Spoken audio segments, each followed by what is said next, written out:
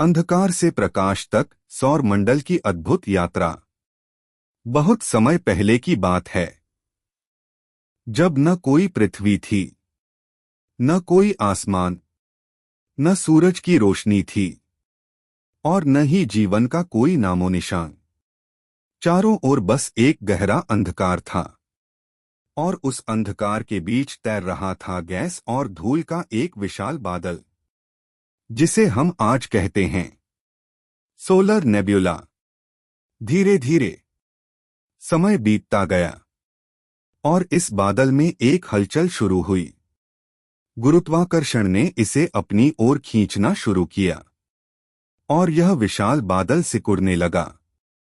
जैसे जैसे यह सिकुड़ता गया, वैसे वैसे यह तेजी से घूमने लगा और फिर उस अंधकार के बीच एक चमकता हुआ प्रकाश जन्मा।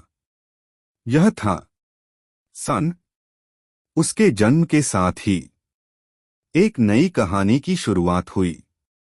उसके चारों ओर बची हुई धूल और गैस धीरे धीरे आपस में टकराने लगी और छोटे छोटे पिंड बनने लगे।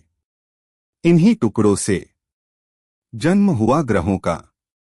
सूर्य के सबसे करीब बना एक छोटा लेकिन बेहद गर्म ग्रह मरकरी, जहां तपती हुई सतह हर पल आग की तरह जलती रहती है।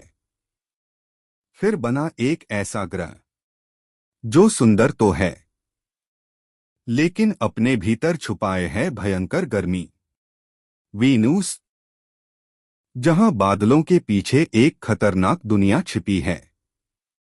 और फिर ब्रह्मांड ने रचा एक चमत्कार, एक ऐसा ग्रह जहां जीवन संभव हुआ, जहां पानी बहा, जहां हवा ने सांस दी। वह है अर्थ। यही हमारा घर है। इसके बाद लाल रंग में रंगा एक रहस्यमयी ग्रह सामने आया, मार्स, जो आज भी अपने भीतर कई रहस्य छुपाए बैठा है।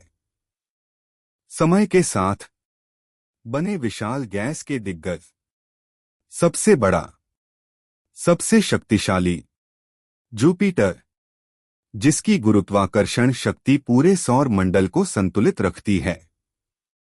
फिर आया एक ऐसा ग्रह जिसकी सुंदरता उसकी पहचान बन गई, सैटर्न, जिसके चारों ओर फैले हुए हैं अद्भुत छल्ले। इसके बाद एक अनोखा ग्रह सामने आया, जो जैसे लेटकर घूम रहा हो, उरेनस। और सबसे अंत में अंधकार और ठंड के बीच शांत लेकिन शक्तिशाली नेपच्यून, जहां हवाएं तूफान बनकर दौड़ती हैं। लेकिन यह कहानी यहीं खत्म नहीं होती। इन ग्रहों के बीच तैरते हैं हजारों एस्टेरॉयड, भटकते हैं धूमकेतु और बर्फीले पिंड, जो इस सौर मंडल को और भी रहस्यमयी बनाते हैं।